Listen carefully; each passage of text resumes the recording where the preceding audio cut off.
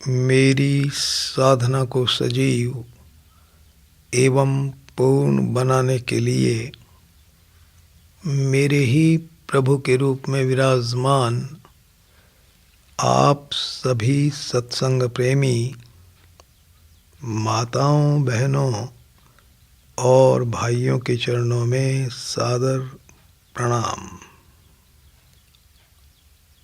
आज का मुख्य विषय है भगवान प्रेम के भूखे हैं, उनको प्रेम कैसे दें।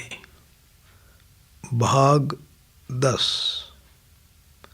9 सभाएं इस विषय पर हम लोग कर चुके हैं।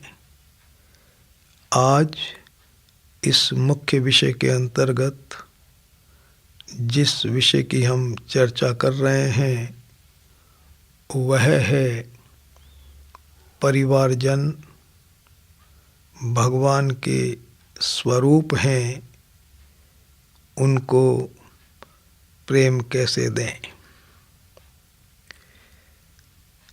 3 शब्दों को भली भांति समझ लेना चाहिए। पहला शब्द है प्रेमी, दूसरा है प्रेमास्पद और तीसरा है प्रेम। प्रेमी, प्रेमास्पद और प्रेम।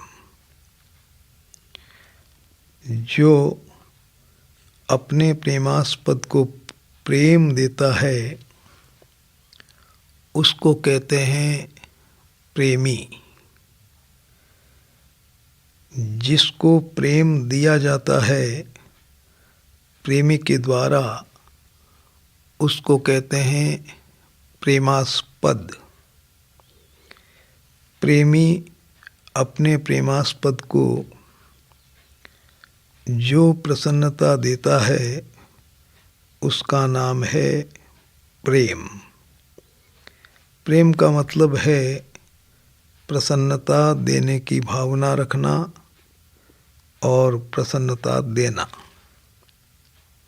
यहाँ प्रेमी हैं आप, प्रेमास्पद हैं भगवान, और उन भगवान का नाम है आपके परिवारजन। जैसे आपके पति पत्नी, संतान, माता पिता, भाई बहन आदि, ये हैं भगवान। आप हैं प्रेमी और ये हैं प्रेमास्पद। इनको देना है प्रसन्नता। गत सभा में यह निवेदन किया गया था कि प्रेम का अत्यंत महत्वपूर्ण पाठ है अपने प्रेमास्पद को किसी भी प्रकार का दुख नहीं देना, उनका अपमान नहीं करना। बड़ी भारी सावधानी इस संबंध में रखने की ज़रूरत है। हमारे किसी भी व्यवहार से हमारे प्रेमास्पद को दुख नहीं पहुँचे, इस संबंध में बहुत सावधानी रखने की आवश्यकता है। सावधानी की क्या सीमा है, कितनी सावधानी रखी जाए, इस संबंध में आपको अनुमान लगेगा प्रेमियों की जीवन गाथा को सुनने और पढ़ने से। जिन्होंने अपने प्रेमास्पद को प्रेम दिया, उनके जीवन की घटनाओं से आपको ये अंदाज लगेगा कि कितनी सावधानी रखनी चाहिए इस बारे में कि कहीं मेरे प्रेमास्पद को किसी भी प्रकार का दुख पहुंच न जाए। इस संबंध में मैं आपसे 2 घटनाएं निवेदन कर रहा हूँ भाई जी श्री हनुमान प्रसाद जी पोद्दार के जीवन की। पहली घटना है अंतिम कुछ महीनों में उनको कैंसर की तकलीफ हो गई। प्रेमी डॉक्टर बहुत स्नेह से उनका इलाज कर रहे थे। डॉक्टरों ने, घर वालों ने उनको ये सलाह दी कि भाई जी इलाज के लिए विदेश चलना चाहिए, वहाँ अधिक अच्छा इलाज हो सकेगा। भाई जी ने इनकार कर दिया। उन्होंने कहा देखो भैया, यहाँ आप लोग बहुत प्रेम से इलाज कर रहे हैं, वहाँ जाने की क्या आवश्यकता है। एक बात और है, वहाँ हम लोग जाएंगे, बड़े उच्च कोटि के डॉक्टर इलाज करेंगे, और यदि उन्होंने कोई ऐसी दवा बता दी जो जीव हत्या से बनी हुई हो, तो मैं उस दवा को किसी भी कीमत पर नहीं लेऊंगा, और जब मैं इनकार करूंगा तो उन बड़े डॉक्टरों के कलेजे को धक्का लगेगा, उनको दुख होगा। इसलिए वहाँ मैं नहीं जाना चाहता। मुझे बहुत संकोच है कि मेरे इस व्यवहार से मेरे प्रेमास्पद प्रभु के कलेजे को धक्का लगेगा। भैया जी इलाज के लिए नहीं गए।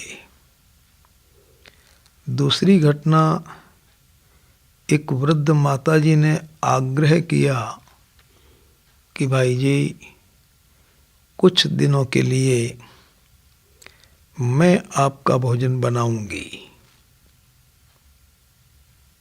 माताजी के प्रेम को देखकर भाई जी ने उनका आग्रह स्वीकार कर लिया। एक दिन की बात, लौकी की सब्जी बनानी थी, जिसे आप घिया भी कहते हैं, दूधी भी कहते हैं, कद्दू भी कहते हैं। तो सब्जी बनानी थी उसकी। माताजी ने लौकी को छील करके काट दी। सोचा कि सब्जी छौंक दूंगी।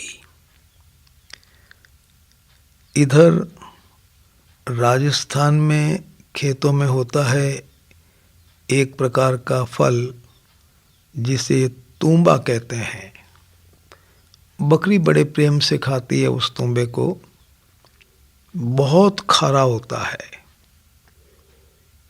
माताजी ने 2-3 तूंबे लिए, उनको छील करके और काट करके टुकड़े करके एक प्लेट में रख दिए। काटने के बाद लौकी में और तूंबे में कोई विशेष अंतर नहीं दिखाई देता है। भूल से माताजी ने तूंबे की सब्जी को छौंक दिया और कटी हुई लौकी बकरी को दे दी। भोजन बन गया। भाई जी भोजन करने के लिए बैठे और जैसे ही उन्होंने एक ग्रास लिया, बहुत खारी लगी उनको सब्जी।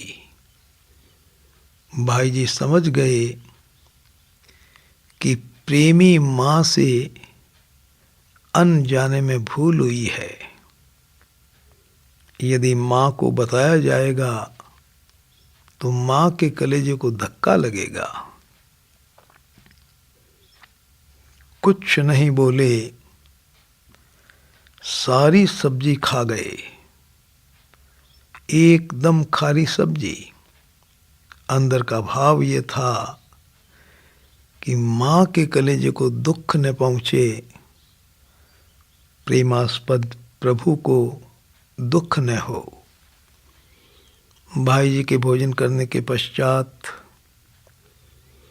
उसी थाली में उनकी पत्नी भोजन किया करती थी उन दिनों में।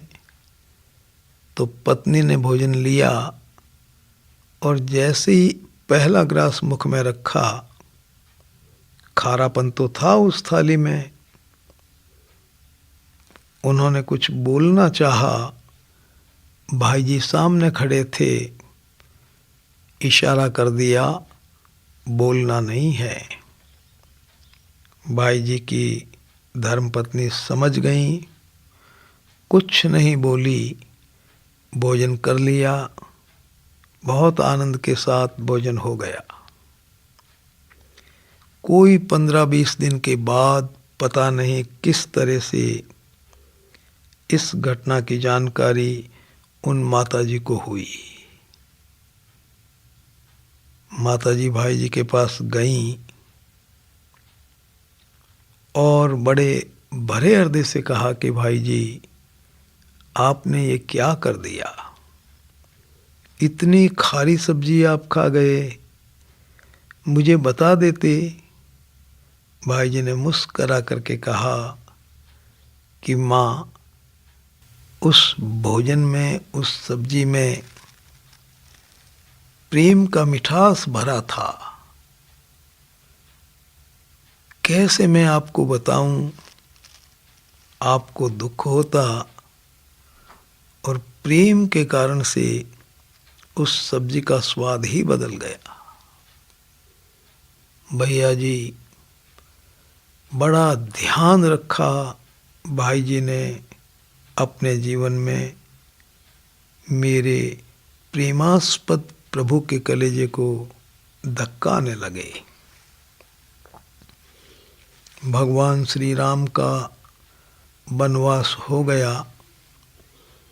माँ कौशल्या पूजा के कमरे में है, मन में सोच रही है, आज मेरा लाल राम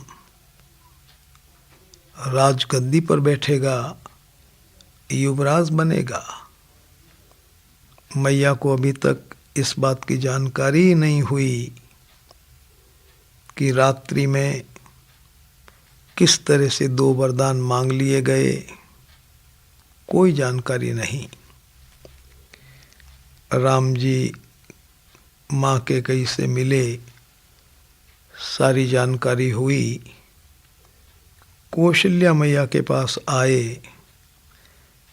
मैया बहुत प्रसन्न हुई और कहा कि बेटा, जल्दी स्नान कर लो, नाश्ता कर लो, कुछ खा लो, आज तुम्हें राजगद्दी पर बैठना है, राज तिलक होगा।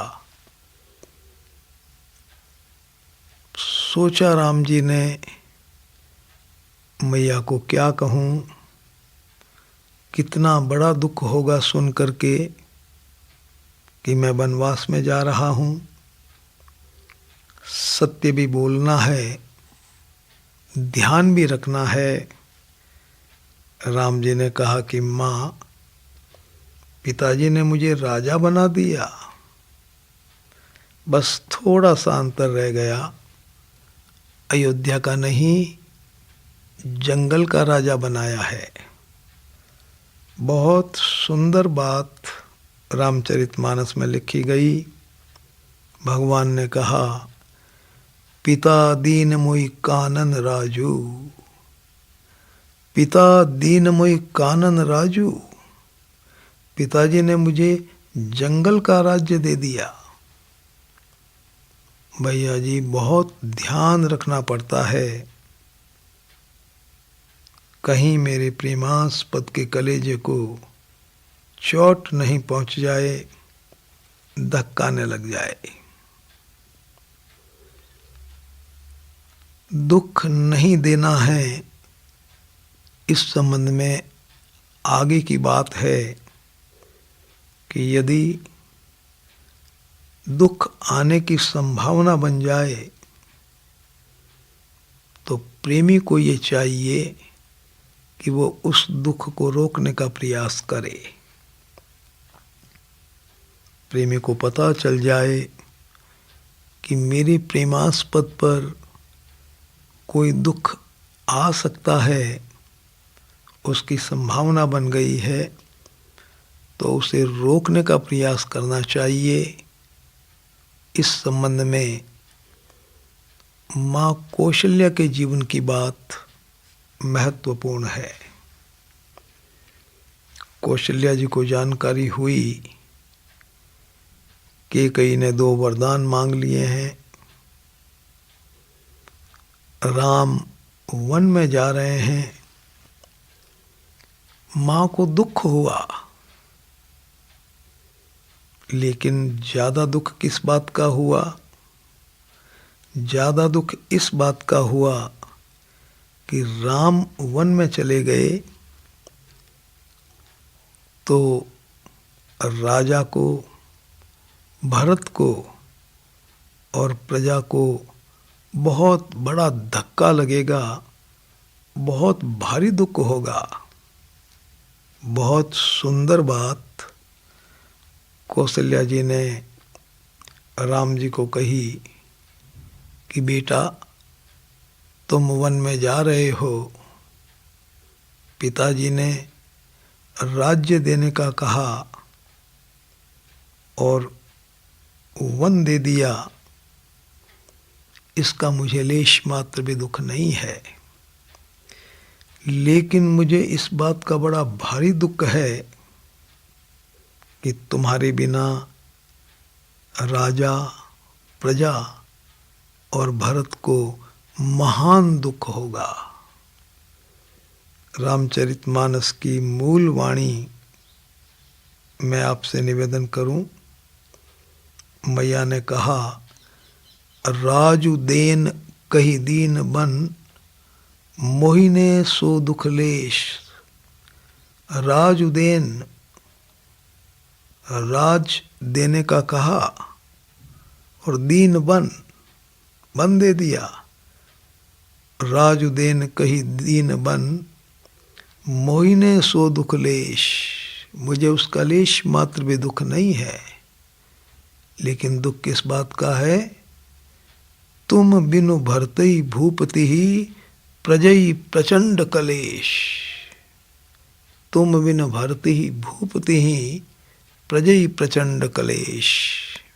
बेटा, तुम्हारे बिना राजा को, भरत को और प्रजा को बहुत जबरदस्त दुख होगा। माँ कौशल्या ने कहा, निवेदन मैं आपसे ये करूं कि आपके परिवारजन आपके प्रेमास्पद प्रभु हैं। यदि कोई भी संभावना उनके जीवन में दुख आने की बने, आप उसे यथाशक्ति, यथासंभव रोकने का प्रयास करें। दुख के संबंध में आगे और महत्वपूर्ण बात,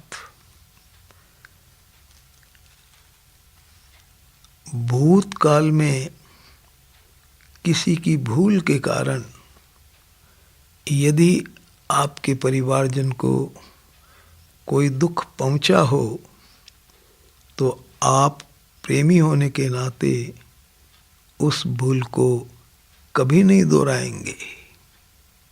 इस संबंध में कृष्ण अवतार की नंद बाबा के जीवन की घटना अत्यंत महत्वपूर्ण है।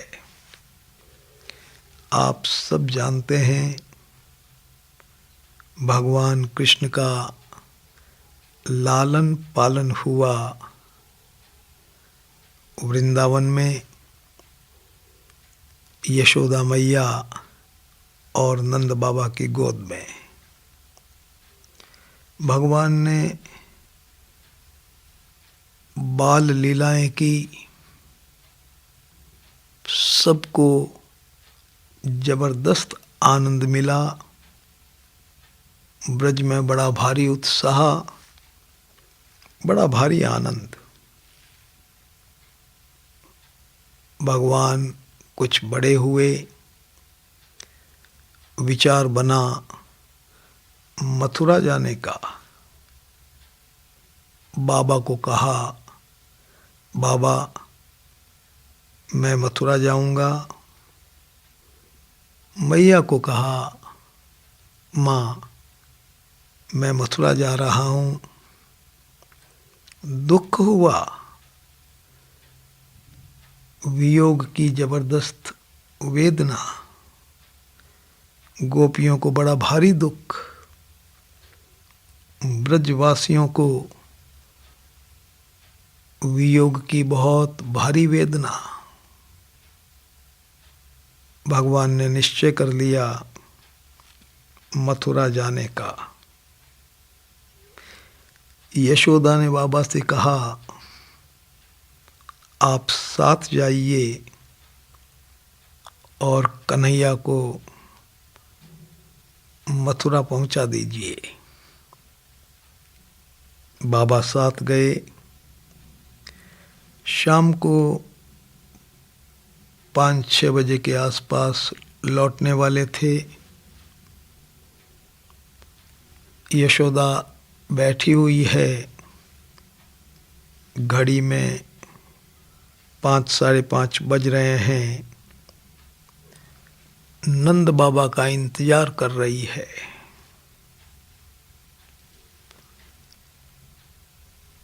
यशोदा के मन में आया कि या तो बाबा और कन्हैया दोनों आएंगे और या फिर बाबा की लाश आएगी। कन्हैया के बिना बाबा अपने प्राणों को नहीं रख पाएंगे। सोच रही है इस तरह से। इतने में देखा कि नंद बाबा आ गए, लेकिन कन्हैया साथ में नहीं है। बड़ा आश्चर्य हुआ यशोदा को, बहुत अचंभा हुआ।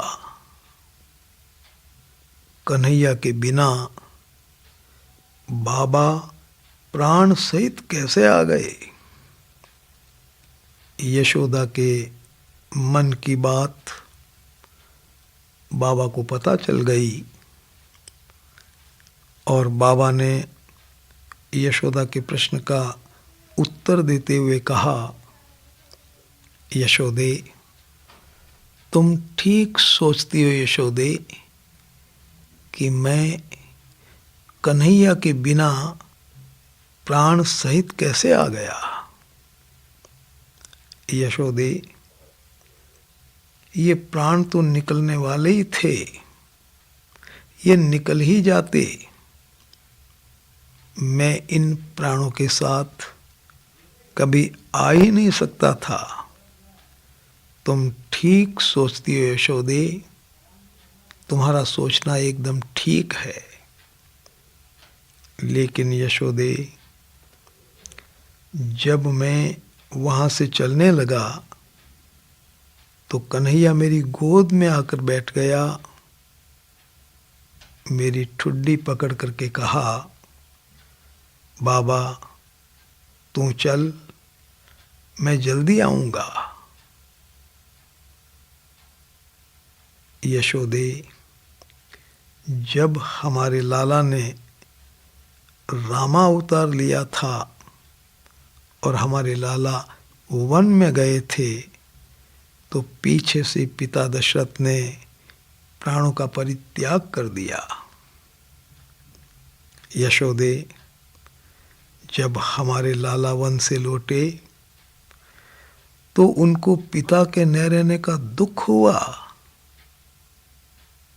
यशोदे कभी हमारे लाला ब्रज में आए और उन्हें मेरे न रहने का दुख न हो, बस इसीलिए इन अभागे प्राणों को रखा। यशोदे, ये प्राण तो निकल ही रहे थे,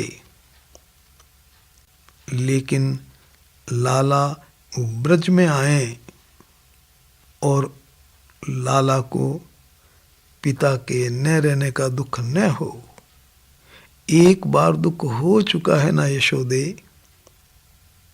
अब दुख न हो, बस इसीलिए मैंने बहुत जबरदस्ती इन प्राणों को रखा है। यशोदे, देखा आपने, रामा अवतार में लाला को दुख हुआ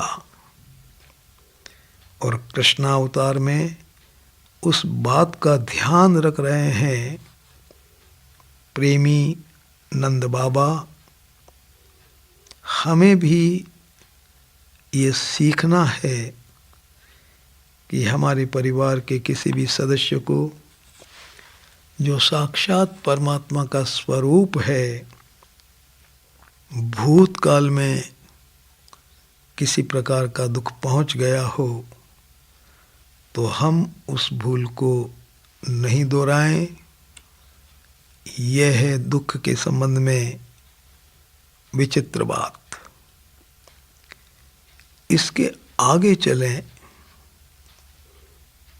बहुत सावधानी रखते रखते ही यदि हमारे परिवार के किसी भी सदस्य पर कोई दुख आ जाए, किसी दूसरे के द्वारा आ जाए, तो प्रेमी को वह दुख सहन नहीं होता है। अपने प्रेमास्पद पर आया हुआ दुख भैया जी प्रेमी के लिए असह्य हो जाता है। इस संबंध में अत्यंत महत्वपूर्ण बात है भरतलाल जी के जीवन की। भरत जी ननिहाल में थे। माँ कैकेयी ने 2 वरदान मांग लिए। राम, लक्ष्मण और सीता वन में चले गए। दशरथ जी स्वर्ग सिधार गए। भरतलाल जी आए, माँ कैकेयी से मिले और जब उनको ये जानकारी हुई कि मेरी वजह से मेरे भाई और भाभी वन वन में भटक रहे हैं नंगे पांव, जबरदस्त दुख हुआ। अपने प्रेमास्पद प्रभु श्री राम का दुख भरतलाल जी के लिए भैया जी असह्य हो गया। सबने कहा भरत 14 वर्ष के लिए इस राज्य को संभालो और 14 वर्ष के बाद जब राम लौटें तो उनका राज्य उनको संभलवा दो। भरतलाल जी को अपने प्रेमास्पद प्रभु श्री राम का दुख सहन नहीं हो रहा था। उन्होंने सबको कहा, एक ही आंख यही मन माही, प्रात काल चलियों रघुपाही। मेरे मन में तो एक ही निश्चय है कि मैं प्रातःकाल होते ही राम जी के पास जाऊंगा। भरत जी रवाना हो गए, माताएं साथ गईं, गुरु जी भी गए, अयोध्या की जनता भी भरतलाल जी के साथ में गई। भरद्वाज मुनि से भरत जी की भेंट हुई। अत्यंत दुखी थे वे, भरत जी बहुत दुखी। उन्होंने मुनि श्री से कहा, मेरे कारण आज मेरे भाई और भाभी को बड़ा भारी दुख सहन करना पड़ रहा है। भरद्वाज ने कहा कि भरत, तुम महान हो, राम के हृदय में तुम्हारे प्रति अपार प्रेम है। कहने लगे, मुझे इसकी जानकारी तब हुई जब वे प्रयागराज में स्नान कर रहे थे। रामचरितमानस की मूल वाणी है, जाना मरम नहात प्रयागा, मगन होई तुमरे अनुरागा। जाना मरम, मैंने इस रहस्य को जाना। कब? जाना मरम नहात प्रयागा, जब वो प्रयाग में स्नान कर रहे थे। स्नान करना भूल गए और तुम्हारे प्रेम में मग्न हो गए। मगन होई तुमरे अनुरागा। लखन राम सीतई अति प्रीति, निसी सब तुम्हीं सराहत बीती। इतना जबरदस्त प्रेम है तुम्हारे प्रति राम, लक्ष्मण और सीता का कि सारी रात्रि तुम्हारी प्रशंसा में बीत गई। तुम बहुत महान हो भरत। मुनिश्री ने कहा, सुनहु भरत हम झूठ ने कयही, उदासीन तापस बन रही। उदासीन तापस बन रही। हे भरत, हम उदासीन हैं, तपस्वी हैं, वन में रहते हैं, तुम्हें झूठ नहीं कह रहे हैं। फिर बोले, हमने आज तक जितनी भी साधना की उसका हमको एक फल मिला, और वो फल क्या मिला? राम, लक्ष्मण और सीता के दर्शन हो गए। सब साधन कर सुफल सुहावा, राम लखन सिय दर्शन पावा। और फिर बड़ी विचित्र बात कही कि साधनों का फल तो ये मिला कि राम, लक्ष्मण और सीता के दर्शन हो गए, और बोले राम, लक्ष्मण और सीता के दर्शनों का फल ये मिला कि तुम्हारे दर्शन हो गए। देखो भैया जी, राम जी से भी ज्यादा महिमा हो गई भरत जी की। सब साधन कर सुफल सुहावा, राम लखन सिय दर्शन पावा। तेहि फल कर फल दर्श तुम्हारा, सहित पयाग सुभाग हमारा। उनके दर्शनों का फल ये मिला कि भरत, तुम्हारे दर्शन हो गए, प्रयाग सहित हमारा बहुत सौभाग्य है। तेहि फल कर फल दर्श तुम्हारा, सहित पयाग सुभाग हमारा।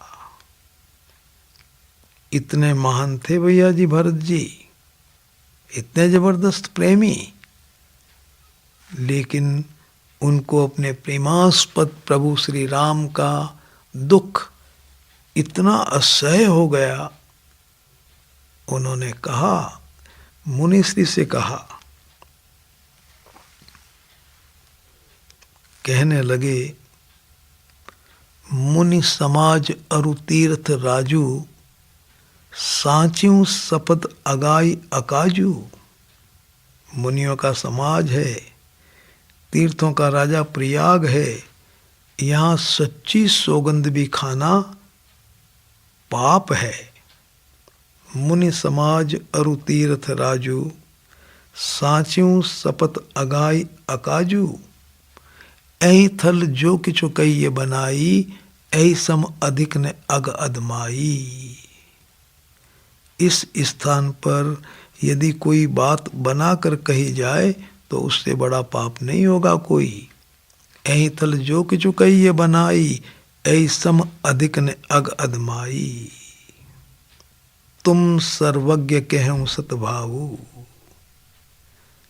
मैं आपको अपने हृदय की सच्ची बात कह रहा हूं, आप तो सर्वज्ञ हैं, सब जानते हैं। तुम सर्वज्ञ कहूं सतभाऊ, उर अंतर्जामी रघुराऊ। और अंतर्यामी राम हैं, वो भी सब जानते हैं। फिर देखो बड़ी विचित्र बात कही, मोहि ने मात करतब कर सोचू, नहीं दुख जिए जग जानहि पोछू। मोहि ने मात करतब कर सोचू, माता ने जो कुछ किया उसकी मुझे चिंता नहीं है। मोहि ने मात करतब कर सोचू, और नहीं दुख जिए जग जानहि पोछू। जगत मुझे हल्का समझेगा, इसका भी मुझे कोई दुख नहीं है। और ना हिन डर बिगड़ई परलोकु, परलोक के बिगड़ने का भी मुझे कोई डर नहीं है। और पितहु मरण कर मोहि न शोकु, पिताजी की मृत्यु का भी मुझे कोई शौक नहीं है। क्यों नहीं है? बोले, सुकृत सुजस भरी भुवन सुहाए, लक्ष्मण राम सरिस सुत पाए। बड़े अच्छे अच्छे उन्होंने कार्य किए, राम लक्ष्मण जैसे पुत्र उन्होंने पाए।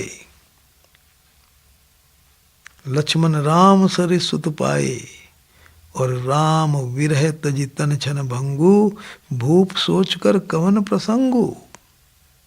राम के प्रेम में उन्होंने शरीर छोड़ दिया, ऐसे राजा की क्या चिंता करना है। भूप सोचकर कवन प्रसंगु। अब बताया कि फिर दुख किस बात का है। बोले, राम लखन सिए बिनु पग पनहि, करि मुनि भेष फिरई बन बनहि। राम लखन सिए बिनु पग पनहि, पैरों में जूते चप्पल नहीं है, और मुनियों का भेष बना करके राम लक्ष्मण और सीता वन वन में घूम रहे हैं। इस बात का दुख है। राम लखन सिए बिनु पग पनहि, करि मुनि भेष फिरई बन बनहि। अजिन बसन फल असन मही, शयन डासी कुस पात। बसि तरु तर नित सहत हिम, आतप वर्षा बात। जंगल में रहते हैं, कंद मूल फल खाते हैं, धरती पर पत्ते कुशा बिछा कर सोते हैं। पेड़ों के नीचे रहकर दिन रात सर्दी गर्मी हवा सहन करते हैं। बस इतर उतर नित सहत हिम, आतप वर्षा बात। बोले, यही दुख दाह दही दिन छाती, भूख ने बासर नींद ने राती। यही कुरोग कर औषध नाही, शोधें सकल विश्व मन माही। बोले, मुझे इस बात का दुख है, ये मेरे एक रोग लग गया, और इसकी औषधि कहीं भी विश्व में मुझे नहीं मिली। भैया जी, दुख असह्य हो गया, सहन नहीं हुआ, ये निवेदन मैं आपसे कर रहा था। तो आपके परिवारजन पर यदि किसी भी प्रकार का कोई दुख आए तो आपको भी सहन नहीं होना चाहिए। अब प्रेमास्पद पर दुख आ गया, सहन नहीं हो रहा है, तो आगे की बात है कि उस दुख के निवारण के लिए आप बड़े से बड़ा त्याग करने को तैयार हो जाएं। ये बता रहा हूं मैं आपसे कि किस तरह से ये जो परिवारजनों के रूप में परमात्मा है, इनको आप कैसे प्रेम देंगे, इसकी चर्चा हो रही है। प्रेमियों के जीवन को पढ़ने और सुनने से कुछ अनुमान लगता है भैया जी इन सब चीज़ों का, इसलिए भरत जी की जीवन की बातें मैं आपसे निवेदन कर रहा हूँ। तो दुख निवारण के लिए अब भैया जी क्या करें, कैसे करें? तो दुख के निवारण के लिए प्रेमी बड़े से बड़ा त्याग करने को तैयार हो जाता है। वह अपने प्रेमास्पद को दुखी नहीं देख सकता, उसका दुख सहन नहीं कर सकता। भरत जी के लिए राम जी का दुख असह्य हो गया। गए वन में, राम और भरत का मिलाप हुआ। भरत जी के मन में था कि किसी भी तरह से राम, लक्ष्मण और सीता अयोध्या लौट कर आ जाएं और राजगद्दी पर बैठ जाएं, आनंद और प्रसन्नता से रहें। वन में दिन पर दिन बीतते जा रहे थे। भरत जी को न रात में नींद आती है, न दिन का भोजन अच्छा लगता है। 24 घंटे केवल एक ही बात सोच रहे हैं, किस तरह से राम, लक्ष्मण और सीता अयोध्या में आएं, राजगद्दी संभालें। मन में सोच रहे हैं कि मैं किससे कहूं। एक दिन गुरु जी के पास गए और कहा कि गुरु जी आप कोई रास्ता निकालिए, कोई उपाय कीजिए जिससे राम राजा बन जाएं। गुरु जी ने कहा कि भरत, एक उपाय है तो सही, लेकिन मुझे कहने में कुछ संकोच हो रहा है। भरत जी ने निवेदन किया, संकोच की कोई बात नहीं है, आप वंदनीय हैं, पूज्य हैं, आपकी आज्ञा का पालन होगा। तब गुरु जी ने कहा कि भरत, मैं सोचता हूँ राम, लक्ष्मण और सीता अयोध्या आ जाएं और तुम दोनों भाई 14 वर्ष के लिए वन में रह जाओ। देखो भैया जी, भरत जी ने इस बात को सुना, इतना जबरदस्त आनंद आया कि जैसे दशरथ जी जीवित हो चुके हों और राम जी राजा बन चुके हों। इतना आनंद, इतना आनंद। गुरु जी को कहा कि गुरु जी, आपने जो बात कही है उसको जल्दी से जल्दी आप व्यवहारिक रूप दे दीजिए, मुझे बहुत आनंद मिलेगा, बहुत आनंद मिलेगा। और गुरु जी, 14 वर्ष की बात नहीं है,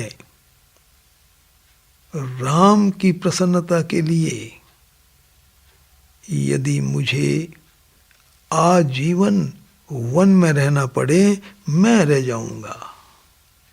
श्री रामचरितमानस की मूल वाणी है। भरत जी ने कहा, कानन करहि जन्म भरि बासु, कानन करहीं जन्म भरी बासु, मैं आज जन्म वन में रह जाऊंगा। गुरुजी जल्दी करो, जल्दी करो, जल्दी करो, जल्दी करो। भैया जी कैसा कष्ट सहन करने के लिए तैयार हो गए। गुरुजी ने भरत जी का प्रेम देखा, उनकी बुद्धि तर हो गई, आनंद विभोर हो गए भरत जी के प्रेम में। एक बात और मैंने सुनी, मां कैकेयी ने वनवास तो दे दिया, लेकिन राजा नहीं रहे। भरत जी ने राज्य ठुकरा दिया, मां को बहुत बुरा भला कहा। फिर भरत जी के साथ में तीनों माताएं, गुरुजी, अयोध्यावासी वन में आए। राम और भरत का मिलाप हुआ। उनको सूचना दी गई राम जी को कि माताएं भी आई है। राम जी ने कहा अच्छा। कुटिया से निकले, कुछ दूर गए माताओं के स्वागत सम्मान के लिए, उनको लिवाने के लिए। जाकर के देखा तीनों माताएं खड़ी हैं, तीनों की आंखों में आंसू बह रहे हैं, तीनों के सफेद साड़ियां हैं, तीनों के माथे पर सौभाग्य का चिन्ह नहीं है। राम जी ने सोचा कि सबसे पहले मैं कौन सी मां को प्रणाम करूं। भैया जी, राम जी ने देखा मां कैकेयी अत्यंत दुखी है, पश्चाताप और दुख के आंसू आ रहे हैं उनकी आंखों में से। राम जी ने सबसे पहले मां कैकेयी को प्रणाम किया। उनके दुख को दूर करने का उद्देश्य था राम जी का। प्रथम राम भेंटी कैकेयी, सबसे पहले मां कैकेयी से भेंट की। सरल स्वभाव भगतिमति बेई, अपने सरल स्वभाव से उसकी बुद्धि को तर कर दिया। पैरों में गिर गए, पग परिकीन प्रबोध बहोरी, पैरों में गिर गए और मां को समझाया। पग परिकीन प्रबोध बहोरी, मां आपने तो वनवास दिया ही नहीं, आप क्यों इतनी दुखी हो मां, आपने वनवास नहीं दिया। मां एकदम से आश्चर्यचकित हो गई, बेटा ये क्या कह रहे हो, मैंने वनवास नहीं दिया, नहीं दिया मैंने वनवास। बोले मां नहीं दिया, नहीं दिया, नहीं दिया, आपने वनवास दिया ही नहीं। तो मां फिर ये वनवास किसने दिया। बहुत सुंदर उत्तर दिया राम जी ने। पग परिकीन प्रबोध बहोरी, काल कर्म विधि सिर धरि खोरी। मेरा समय ही ऐसा था मां, काल, ये मेरे कर्मों से हुआ कर्म और विधाता की तरफ से हुआ। काल कर्म विधि सिर धरि खोरी। मैं निवेदन आपसे ये कर रहा हूं कि प्रेमियों से अपने प्रेमास्पद का दुख देखा नहीं जाता है, सहन नहीं होता है उनको, और दुख निवारण के लिए भैया जी बड़े से बड़ा त्याग करने को तैयार हो जाते हैं। एक बात भगवान की अनन्य प्रेमी राधा जी के जीवन की मैंने सुनी संत वाणी में, आपने भी सुनी होगी, अत्यंत महत्वपूर्ण बात है। एक बार रुक्मणी जी भगवान कृष्ण की चरण सेवा कर रही थी। नारद जी वहाँ पहुँचे और उन्होंने कहा, रुक्मणी जी भगवान की चरण सेवा तो करती हैं आप, 24 घंटे आप साथ रहती हैं, और इनको जब देखो राधा राधा बोलते रहते हैं, राधा को याद करते रहते हैं। रुक्मणी जी ने कहा कि बाबा बात तो सच्ची है। चले गए नारद जी, चरण सेवा हो रही थी। इतने में रुक्मणी जी ने देखा कि भगवान के पैरों में बड़े बड़े फफोले हो गए। पूछा, प्रभु अचानक ये कैसे छाले हो गए आपके पैरों में? भगवान ने भरे हृदय से उत्तर दिया, राधा को किसी ने गर्म दूध पिला दिया दिखता है। राधा को किसी ने गर्म दूध पिला दिया दिखता है। रुक्मणी जी ने सुना, अच्छा नहीं लगा उनको। जब किसी स्त्री को ये पता चलता है कि मेरे पति मेरे अलावा और किसी स्त्री को भी प्रेम करते हैं तो उसे अच्छा नहीं लगता। रुक्मणी जी को यह बात अच्छी नहीं लगी। उनके चेहरे पर उदासी आ गई। भगवान अपने भक्त रुक्मणी की उदासी को देख नहीं पाए, तो भगवान ने लीला क्या की, रुक्मणी जी की उदासी को देख करके भगवान के सिर में दर्द हो गया। ये लीला है भगवान की। तो भैया जी दर्द हो गया। कहा कि रुक्मणी सिर में बहुत पीड़ा है। रुक्मणी जी ने कहा कि प्रभु कोई उपचार बताइए, क्या किया जाए? उपचार यह है कि कोई हमारा प्रेमी होता और वह अपने चरणों की रज यदि सिर पर लगा देता तो सिर की पीड़ा मिट जाती। रुक्मणी जी के मन में आया कि मैं भगवान को प्रेम करती हूँ, मैं अपने चरणों की रज इनके सिर पर लगा सकती हूँ। लेकिन भैया जी रुक्मणी जी डर गईं। सोचा, पति के सिर पर चरणों की रज लगाने से नरक भोगना पड़ता है। हिम्मत नहीं हुई। दर्द बढ़ता गया। भगवान की प्रेम लीला। रुक्मणी जी घबराई, भक्तों को याद किया, प्रेमियों को याद किया, और वहाँ सब प्रेमी पहुँच गए। सबको कहा गया कि चरणों की रज चाहिए। नारद जी को कहा गया कि आप दे दीजिए चरणों की रज। नारद जी ने कहा कि मैं दे देता, लेकिन मैं मानता हूँ इनको अपना स्वामी, अपने को मानता हूँ दास, और यदि कोई भी दास अपने स्वामी के सिर पर चरणों की रज लगाएगा तो उसे नरक में जाना पड़ेगा। भैया जी सब लोग डर गए। किसी ने चरणों की रज नहीं दी। भगवान की लीला। दर्द बढ़ता गया, असह्य हो गया।